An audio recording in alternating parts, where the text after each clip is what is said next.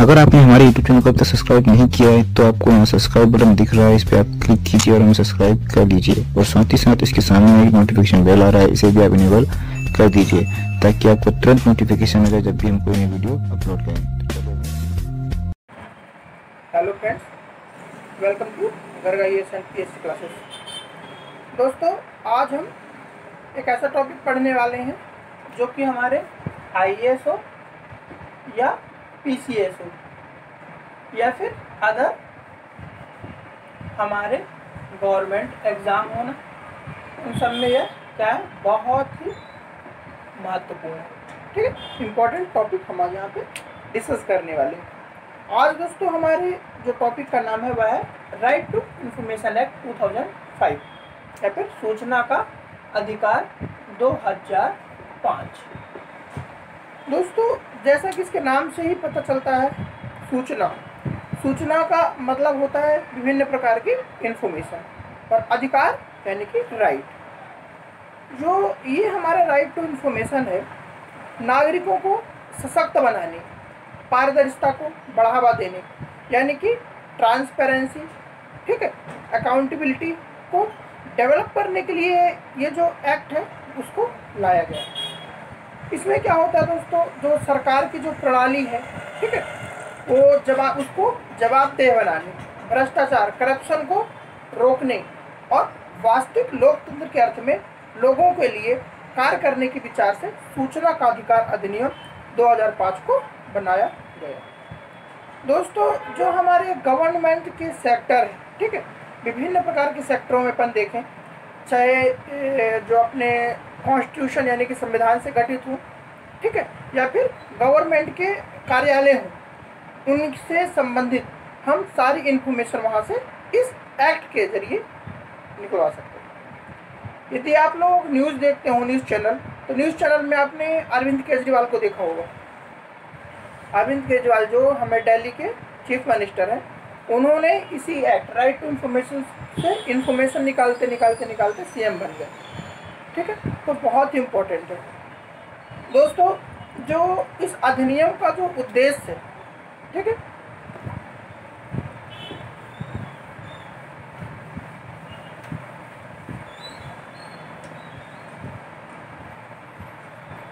इसका सबसे पहले हम बात करते हैं इसका उद्देश्य क्या है। ठीक है दोस्तों, जो अधिनियम है तो इसका जो हमारा उद्देश्य है, किसी भी जो सूचना से लैस नागरिक, ठीक है, ऐसे नागरिकों को तैयार करना जो कि सूचना से लैस हो, ठीक है, जो शासन के विभिन्न अंगों पर आवश्यक सतर्कता बनाने के लिए बेहतर तरीके से सक्षम हो और सरकार के प्रति क्या हो, शासन के प्रति सरकार को जवाबदेह बनाए। यानी कि ये हमारी सपोज गवर्नमेंट है, ठीक है, स्टेट गवर्नमेंट हो, ठीक है, या फिर सेंट्रल गवर्नमेंट हो, स्टेट हो या सेंटर। तो अब यदि ये क्या कर रही है, विभिन्न प्रकार के कार्यों को क्या कर रही है, कार्यों को अच्छे से नहीं कर रही, ठीक है, गवर्नमेंट सेंटर हो, स्टेट के कार्यों को अच्छे से नहीं कर रही या फिर नहीं करती, तो उसके लिए हम क्या करते हैं, ये जो उससे संबंधित राइट टू इंफॉर्मेशन एक्ट से संबंधित वहाँ की हम इंफॉर्मेशन निकाल सकते हैं। हाल ही का मुद्दा था जो हमारा कोविड है, कोविड-19 के चलते जो हमारा पीएम का जो फंड होता है, ठीक है, प्रधानमंत्री का केयर फंड जो होता है, जिसमें बहुत सारे जो धनाढ़ लोगों ने अपना जो पैसा जमा कराया कोविड के चलते, तो अभी हाल ही में इसमें आरटीआई लगी थी कि जितना भी पैसा इसमें जमा हुआ है तो इस पैसा का आप क्या करें, उजागर करें, ठीक है, उसका डाटा हमको बताएं। तो इसमें क्या हुआ था कि उन्होंने यह दिया था कि जो इसमें आरटीआई नहीं लग सकती, ठीक है, हम अपना डेटा नहीं दिखा सकते, डेटा जो जितना पीएमओ की वेबसाइट पे है वो ही हम देख सकते हैं। तो कुछ ऐसे भी संगठन हैं, ठीक है, जहाँ पर आरटीआई नहीं लगती, लेकिन ज़्यादातर 80% जो ऑर्गेनाइजेशन है उनमें आरटीआई लगती है। ठीक, ये जो दोस्तों अधिनियम है, तो ये अधिनियम सभी नागरिकों को ठीक है, किसी भी प्राधिकरण या निकाय, ठीक है, किसी भी प्राधिकरण, इसे क्या बोलते हैं इंग्लिश में, ट्रिब्यूनल, ठीक है, किसी भी ट्रिब्यूनल या फिर निकाय या स्वशासित संस्था, मतलब जिसका जो संगठन है वह स्वयं उसको चलाता है, स्वशासित संस्था या संविधान द्वारा संविधान के अंतर्गत गठित सरकार द्वारा, ठीक है। तो इसमें अपन देखते हैं कि कहाँ कहाँ से अपन RTI लागू होती है, ठीक है। तो सबसे पहले अपने यहाँ पे संगठन की चर्चा करते हैं। संगठन सबसे पहले तो है संविधान द्वारा,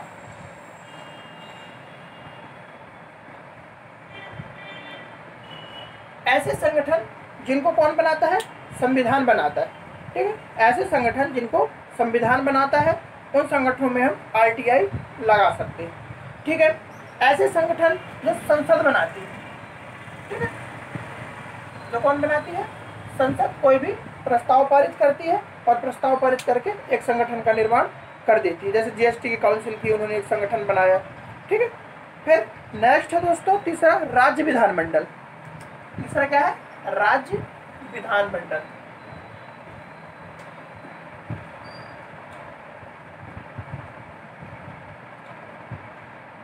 राज्य विधानमंडल, तो ऐसे संगठन जिनको संविधान द्वारा बनाया गया, संसद द्वारा बनाया गया या फिर राज्य विधानमंडल के द्वारा बनाया गया, ठीक है, उन संगठन में, ठीक है, उन संगठन में यदि हमको ऐसा लगता है कि वो अकाउंटेबल नहीं है, ठीक है, उनकी जो कार्य करने की प्रणाली है वो ट्रांसपेरेंट नहीं है, तो वहाँ की इंफॉर्मेशन निकालने के लिए हम वहाँ पर RTI को दायर कर सकते हैं, ठीक है दोस्तों। अब इसके बारे में पर थोड़ा सा डीप में अध्ययन करते हैं। तो इसमें क्या होता है दोस्तों, ये सरकार द्वारा कोई भी आदेश जारी करती है, तो गवर्नमेंट है, ठीक है। तो गवर्नमेंट दोस्तों कोई भी क्या कर रही है, यहाँ पे अपन देखते हैं आदेश जारी कर रही है, ठीक है। गवर्नमेंट सरकार द्वारा जारी आदेश अधिसूचना को रोकने पर, ठीक है, जारी सूचना को रोकने पर सूचना का अधिकार देता है। इसमें क्या होता है दोस्तों, केंद्र सरकार या राज्य सरकार द्वारा पोषित गैर सरकार संगठन भी लोक प्राधिकारी की परिभाषा में आते हैं।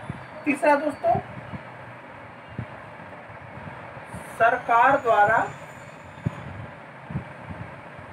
पोषित संगठन,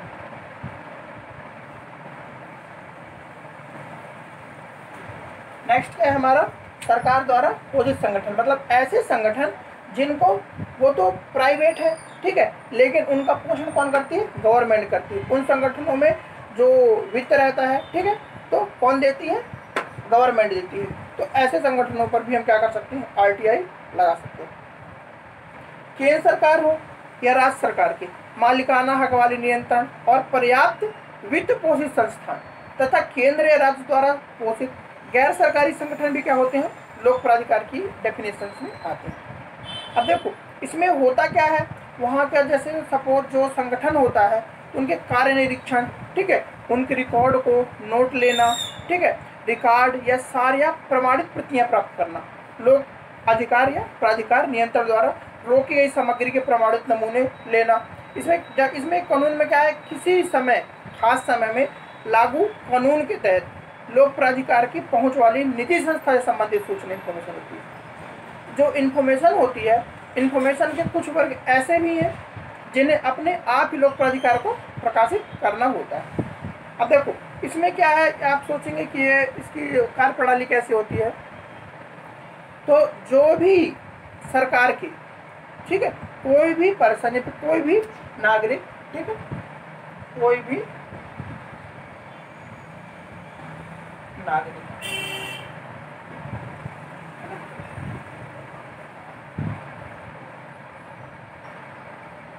कोई भी नागरिक, ठीक, गवर्नमेंट के किसी कार्यालय से, यदि कोई भी पर्सन है तो गवर्नमेंट के किसी भी कार्यालय से क्या करता है, गवर्नमेंट के कार्यालय से कोई भी क्या करता है, इंफॉर्मेशन,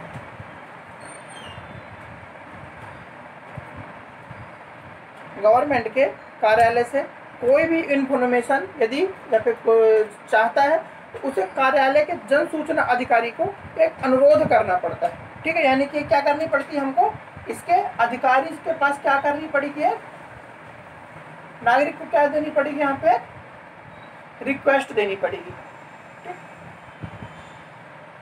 इसको हम क्या बोलते हैं, रिक्वेस्ट या अनुरोध देनी पड़ेगी। अब देखो, अनुरोध करने में क्या होता है, केवल सूचना और जिस पते पर मांगी गई हो उसे दर्शाना पड़ता है। सपोज जैसे हमको मान लो मनरेगा है, ठीक है, जो जिसके अंतर्गत क्या रहते हैं, गाँवों के जो मजदूर रहते हैं उनको रोजगार मिलता है। तो हमको यदि मनरेगा की इंफॉर्मेशन चाहिए, ठीक है, तो उनके जो हम RTI के कार्यालय में क्या करते हैं, इसमें जो उस कार्यालय में क्या करते हैं, एक लेटर लिखते हैं। और उस लेटर में लिखना क्या पड़ता है, सबसे पहले तो जो भी सरकार की कोई सूचना चाहता है तो कार्यालय के जन सूचना अधिकारी को रिक्वेस्ट लिखते हैं, ठीक है, लेटर लिखते हैं। उसमें सूचना और जिस पते पर हमको मंगवाना है, ठीक है, हमको कौन सी इन्फॉर्मेशन चाहिए, सपोज हमको मनरेगा के जो लेबर है उनके इन्फॉर्मेशन चाहिए कि उनने कितने दिन काम करा, ठीक है, उनका पैसा जो गवर्नमेंट से कितना पास हुआ। क्या होता है दोस्तों, गाँवों में जो सरपंच वगैरह होते हैं तो बहुत पैसा खाते हैं, ठीक है, ऐसा भी हो जाता है कि काम चल रहा है, ठीक है, कोई काम कर रहा है लेकिन काम किसी दूसरे का नाम वहाँ पे आ रहा है, तो हमको उसके बारे में इन्फॉर्मेशन पूरी निकालनी है। तो हम लिखने के लिए क्या करेंगे, अनुरोध में अपना जो हमको जानकारी चाहिए उसको मेंशन करते हैं, और जहाँ पर हमको जिस पते पर उस इन्फॉर्मेशन को मंगवाना है उस पते को हमको उसमें मेंशन करना पड़ता है। अनुरोध में जो केवल सूचना और जिस पते पर सूचना मांगी हुई उसको हमको मेंशन करना पड़ता है। अनुरोध दोस्तों क्या होता है, जो हम रिक्वेस्ट देते हैं उसको डाक द्वारा या किसी व्यक्तिगत रूप से भी किया जा सकता है। सपोज हम कोई व्यक्तिगत रूप वहाँ जाकर के फॉर्म रिक्वेस्ट डाल सकता है, या फिर यदि हम चाहें तो डाक द्वारा भी इस अपनी इन्फॉर्मेशन को अधिकारी तक पहुँचा सकते हैं। आजकल तो डिजिटल ज़माना है, तो डिजिटल ज़माने को देखते हुए, डिजिटल समय को देखते हुए उन्होंने ईमेल की फैसिलिटी भी यहाँ पे अलाउ कर दी है। आप ईमेल के द्वारा भी अपनी इन्फॉर्मेशन को प्राप्त कर सकते हैं। यदि आवेदक को 30 दिनों के भीतर सूचना प्राप्त नहीं होती, यदि हमने अपनी जो भी रिक्वेस्ट वहाँ पे डालते हैं और डालने के पश्चात 30 डेज के अंदर अपन को क्या होता है, इसमें जो क्राइटेरिया रहता है, टाइम जो रहती है, टाइम लाइन जो रहती है, टाइम लाइन, तो सबसे पहले टाइम लाइन रहती है 30 डेज। कितनी रहती है दोस्तों, 30 डेज। 30 डेज में क्या होता है, यदि प्राधिकरण द्वारा, ठीक है, सूचना प्राप्त नहीं होती तो वह प्राप्त या वह प्राप्त उत्तर से संतुष्ट नहीं होता। यदि मान लो हमको क्या हुआ, सबसे पहले तो क्या, यदि हमको क्या हुआ, जो हमारी इन्फॉर्मेशन है प्राप्त नहीं हुई, या ठीक है, या इन्फॉर्मेशन से क्या है, हम संतुष्ट नहीं, ठीक है, हमको जो हमने रिक्वेस्ट भेजी उस रिक्वेस्ट को भेजने के पश्चात यदि हमको वह इन्फॉर्मेशन प्राप्त नहीं हुई, या फिर हमको इन्फॉर्मेशन प्राप्त हो गई लेकिन हम क्या है, उस इन्फॉर्मेशन से संतुष्ट नहीं है, ठीक है, हम किसी प्रकार से उस इन्फॉर्मेशन से क्या है, संतुष्ट नहीं है, तो उसके लिए क्या करना पड़ता है, 30 दिनों के भीतर जो हमारा ट्रिब्यूनल है, प्राधिकरण है, द्वारा नियुक्त अपीली अधिकारी के पास, जो जन सूचना अधिकारी से वरिष्ठ होता है, अपील कर सकता है।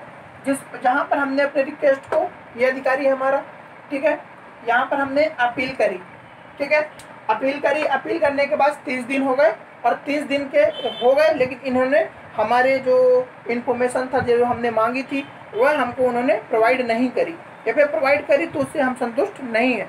उसके लिए क्या करेंगे, इनके जो वरिष्ठ अधिकारी होंगे, वरिष्ठ अधिकारी, ठीक है, तो ठीक, यह क्या करेंगे, आफ्टर 30 डेज, ठीक है, 30 दिन के बाद क्या करेंगे, हम उनके जो अधिकारी को हमने अपनी दी थी उनसे वरिष्ठ जो अधिकारी हैं वहाँ पर हम क्या करेंगे, अपनी जो इन्फॉर्मेशन यहाँ पे हम अप्लाई करेंगे, ठीक है। अब क्या होता है दोस्तों, तो अपील अपन कर सकते हैं। अब अपील प्राप्त करने के 30 दिनों के भीतर क्या होता है, निर्णय लेना पड़ता है। यदि अपीली अधिकारी के जवाब से भी अपन क्या है, संतुष्ट नहीं, ठीक है, यदि हमको इसने इन्फॉर्मेशन दे दी वरिष्ठ अधिकारी ने, ठीक है, इनसे भी हम क्या है, संतुष्ट नहीं है, ठीक है, 30 डे के बाद कहाँ से बंदी है? देखो ये नॉर्मल अधिकारी, ये हमारे वरिष्ठ अधिकारी, ठीक है। फिर इसमें भी क्या होगा, अपन संतुष्ट नहीं है और ना ही हमको कोई इन्फॉर्मेशन प्रोवाइड कराएगी। तो फिर 90 डे के बाद, आफ्टर 90 डे क्या करेंगे? अब 90 डे के बाद, ये 90 डे के बाद जो हमारा कार्यालय होता है, केंद्र में होता है केंद्रीय सूचना आयोग और राज्य में होता है राज्य सूचना आयोग। इसके पास हम क्या करते हैं? दूसरी अपील कर सकते हैं, ठीक है। यहाँ पे क्या करेंगे? RTI, ठीक है, स्टेट या सेंटर, ठीक है। 90 डे के बाद हम जो RTI का कार्यालय होता है, स्टेट की इंफॉर्मेशन तो स्टेट में, और इस सेंट्रल की हमारी कोई इंफॉर्मेशन लेना चाहते हैं तो सेंटर में क्या करते हैं? हम इसको अप्लाई कर सकते हैं, ठीक है। अब क्या होता है दोस्तों, यदि 30 दिनों के 90 डे के बाद अगर अपन दूसरी अपील करते हैं तो केंद्रीय सूचना आयोग केंद्र सरकार के अंतर्गत कार्यालयों, वित्तीय संस्थाओं, सार्वजनिक क्षेत्र के उपक्रम होते हैं आदि, या फिर जो यूनियन टेरिटरी से चलते हैं, ठीक है, वो प्रदेश, तो केंद्र शासित प्रदेश से संबंधित यहाँ पे अपील स्वीकार करता है। जबकि राज्य सूचना आयोग जो रहता है संबंधित राज्य, दो सूचना आयोग मैंने बात बताई, एक होता है स्टेट का और एक होता है सेंटर का। यहाँ पे लिख दूँ मैं, यहाँ पे लिख दे रहा हूँ, ठीक है। एक होता है सेंटर का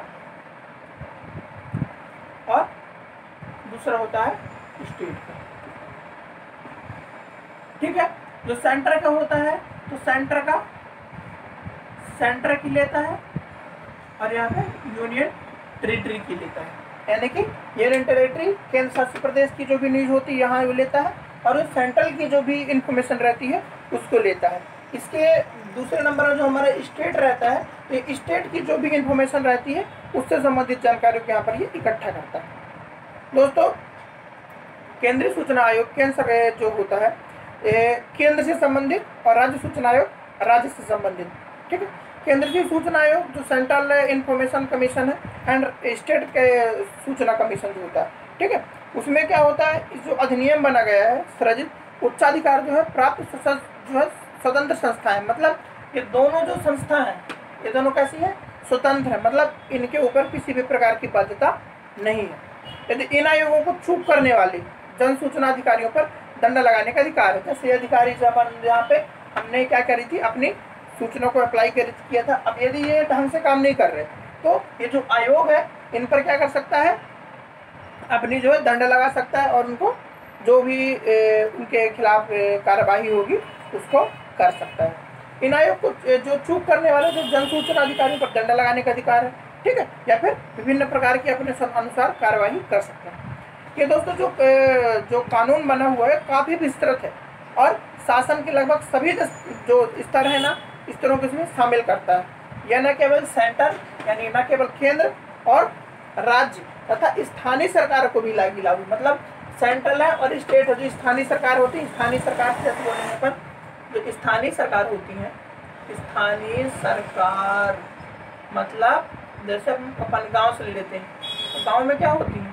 ग्राम पंचायतें होती हैं, ग्राम पंचायतें, ठीक है। यदि मान लो सपोज जो गांव का सचिव है, ठीक है, यदि कोई योजनाएं आती है उस योजना को क्या करता है? गांव में बताता नहीं है, ठीक है। फिर गांव का सरपंच है, गांव के प्रति अपने कर्तव्यों का अच्छे ढंग से, ठीक है, यदि निर्वहन नहीं करता, यहाँ पर भी हम RTI को क्या कर सकते हैं? लगा सकते हैं और RTI लगाने के बाद हमको यहाँ की इन्फॉर्मेशन सारी मिलेगी। ये दोस्तों जो कानून है, तो इस अधिनियम के तहत सूचना जो रहती है, सूचना तक जो पहुंच हुई वो बहुत व्यापक हो गई। पहले क्या होता था, जैसे जो गवर्नमेंट के अधिकारी होते थे, ये गवर्नमेंट के अधिकारी क्या बोलते थे कि ये नियम ऐसा नहीं है, ये नियम ऐसा है, ठीक है। तो वो कई लोग कई बार अपन से झूठ भी बोल देते थे और अपन को मानना पड़ता था। लेकिन इस नियम के आने के बाद हमारी जो सारी ट्रांसपेरेंसी है, ठीक है, अकाउंटेबिलिटी है, उनको क्या करनी पड़ती है? बतलानी पड़ती है। ये जो एक्ट है, जो सूचना का अधिकार, राइट टू इन्फॉर्मेशन, इस अधिनियम ने सरकारी कार्य प्रणाली में गोपनीयता की वर्तमान संस्कृति, खुलेपन और ट्रांसपेरेंसी की कल्चर में यानी संस्कृति में बदल दिया है, ठीक है। इस अधिनियम में क्या होता है दोस्तों, जो सूचना होती है बहुत व्यापक होती है, और छूट न्यूनतम होती है। यानी कि यदि कोई भी गवर्नमेंट सेक्टर है, कोई भी गवर्नमेंट का कार्यालय है, ठीक है, उस अपने कार्यालय से संबंधित इन्फॉर्मेशन को छिपाता है तो छिपा नहीं सकता, उसको सारी डिटेल अपन को देनी पड़ेगी यदि अपन राइट टू इन्फॉर्मेशन उस पर लगाते हैं। ठीक है दोस्तों, तो यह एक आम नागरिक के लिए भी बहुत आवश्यक है, क्योंकि देखिए एक आम नागरिक भले ही अपनी ज़िंदगी सामान्य तरीके से जीता है, लेकिन कहीं ना कहीं उसको गवर्नमेंट सेक्टर से, क्योंकि सरकार से अलग हो नहीं सकता। एक राजा की जो प्रजा होती है तो राजा से इधर नहीं चल सकती। आप स्टेट गवर्नमेंट में रह रहे हो, स्टेट गवर्नमेंट के अधीन हो, सेंट्रल गवर्नमेंट के अधीन हो, या फिर किसी गांव के छोटे कस्बे में रह रहे हो जहां पर सरपंच का शासन चलता है, सरपंच वहां पे अपनी कार्यप्रणाली देखता है। तो दोस्तों यदि आपको विभिन्न प्रकार से वो पीड़ित ना करे, ठीक है, जो नियम है, कानून है, आपके अधिकार हैं, तो आपके अधिकार को पूरी तरीके से सुरक्षित रखें, ठीक है, और आपको किसी भी प्रकार का लॉस न हो। उसके लिए हमारा ये एक्ट बना, जिसको हम क्या बोलते हैं, सूचना का अधिकार 2005, राइट टू इन्फॉर्मेशन 2005।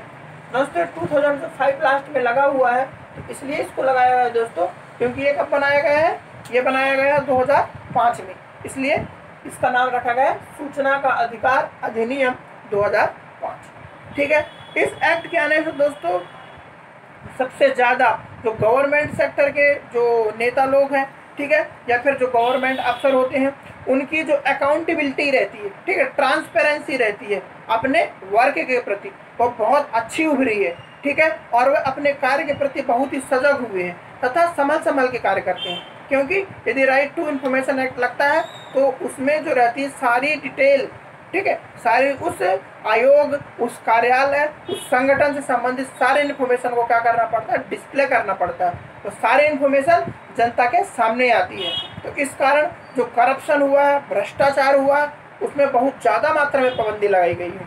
तो ये एक्ट दोस्तों बहुत अच्छा है, ठीक है, इसलिए इसके बारे में जानिए। ठीक है, आजकल तो ऑनलाइन है, यदि आपको कोई संगठन है, किसी संस्था से आपको परिपूर्ण लाभ नहीं मिल पा रहा, तो उसमें क्या होगा, उसमें आप उस संगठन से, उस संस्था से ऑनलाइन अप्लाई जो एप्लीकेशन अप्लाई कर सकते हैं। ठीक है, यदि आपको 30 डेज में नहीं मिल रहा तो उसके अधिकारी, वरिष्ठ अधिकारी में करिए, वहाँ पे भी नहीं मिल पा रहा तो यदि आप सेंट्रल के हैं तो आप सेंटर पे अप्लाई करिए, और स्टेट के हैं तो स्टेट के जो कमीशन आयोग बना हुआ है वहाँ पर अप्लाई करिए।